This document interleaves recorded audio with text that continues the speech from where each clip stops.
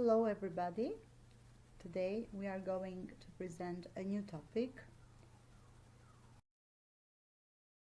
and this topic is a helping hand. In this lesson we are going to ask for information, distinguish between formal and informal language, learn indirect questions, listen for specific information, and write a formal letter asking for information. Here I have prepared the new vocabulary that we are going to deal with in this lesson for you. You can have a look at it. Now, the topic of the lesson is a helping hand, but what do you think this lesson will be about? I can give you my instructions. In this lesson, it is about offering or giving somebody's help. So, offering help. Let us start with the first exercise. Look at the advertisement below and answer the questions on the left. So this is an advertisement which is a call for a volunteer work in an animal shelter. What do people do at animal shelters? Do you know of any animal shelters in your country? If you were interested in becoming a volunteer, what else would you like to know? How do you contact with this organization?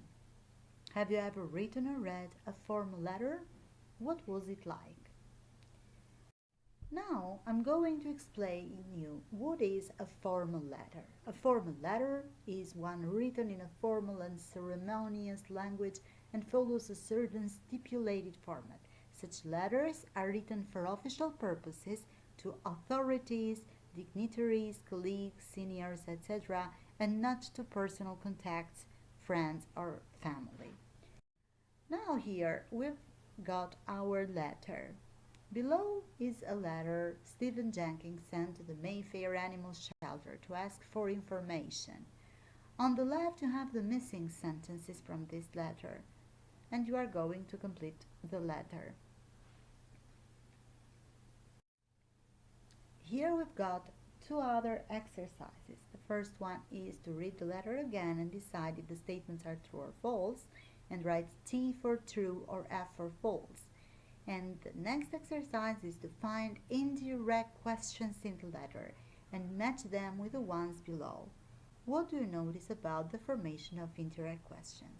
Now I will explain to you what is an indirect question.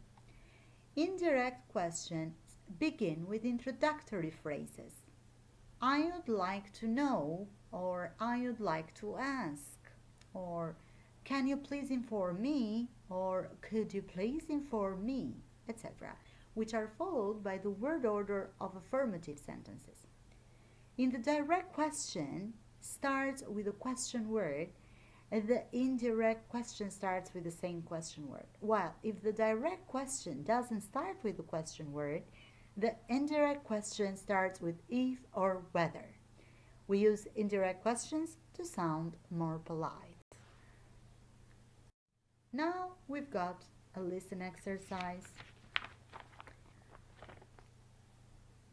Read the notes on the right.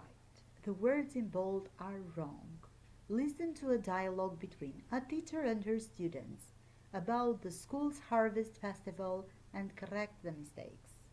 But before I start reading the dialogue for you, so you can listen and do the exercise, I'm going to explain to you what a harvest festival is.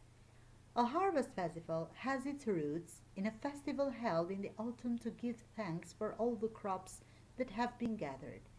At that time of year, schools often invite children to bring food to share with the local community. Now we've got harvest festival notice, which says bring fruit and vegetables and leave them in classroom. Can bring from Monday to Friday. On Friday morning, give to homeless. Now I'm going to read and you are going to listen and to complete this exercise. It's the teacher talking to the children. Good morning, everyone. Okay then, next week is the school's harvest festival. Now I want you to write a few things down, so get your notebooks out, please. Good, okay. Hands up those who know what the Harvest Festival is. No? Well, every year all the students bring food to school. Yes, Sally. What sort of food should we bring, Miss Rose? Well, cans of food are good. Can we bring fruit and vegetables? That's not a good idea because they don't last long. But we have lots of carrots and tomatoes in our garden and... Sorry, Frank, but let's stick to cans of food, okay? Okay, Miss Rose. Okay, remember not to bring the food into the classroom. Mr. Baxter has set up a table in the school hall so you can leave everything there. Yes, Sally. Can we bring stuff any day next week? Yes, but the last day is Thursday because on Friday we're going to give out the food. Who are we going to give it to? The homeless, silly. They're the ones that need help. You're right about that, Frank, but some of other classes are going to help out the homeless. Our class is going to take food to the retirement home on Loverstock Road. We're going to give food to the elderly. You know old people need our help too. We're going to walk to the retirement home right after lunch. It's not far. Are there any more questions, Bradley? So we don't have lessons next Friday afternoon? That's right. Only in the morning. Yes. This is the audio of this exercise. Now I'm going to explain to you how to write a formal letter asking for information. As you see an advertisement in the book, Fairview Community Center. Now what we are going to do is to write a formal letter to ask for information. But how to write it? When you're writing a formal letter asking for information, follow this plan. Do not use contractions or abbreviations. You can start with greetings, with dear sir or madam, or dear Mr. or Mrs. Miss plus surname. Opening paragraph now.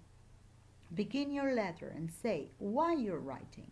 Use phrases like, I saw your advertisement in, and I'm interested in, or I'm writing to ask if you could inform me about. Then we are going to write the main part of the letter, which concludes on 3 paragraphs. Ask for information in a formal and polite manner. Remember to use linking words or phrases to list your questions. For example, firstly, first of all, secondly, furthermore, also, in addition, finally, etc. Do not use direct questions too often. It is more polite to use indirect questions. I'd like to know, or I would like to ask. Could or would you please inform me or let me know? And the last one is the closing paragraph. You set phrases to end your letter. I would like to thank you in advance, or thank you for your time and assistance. Signing off, use a formal signature ending. Yours faithfully for dear sir or madam. Yours sincerely for dear Mr. or Mrs. Sign underneath and write your full name below your signature. So this is how you are going to write your formal letter to ask for information.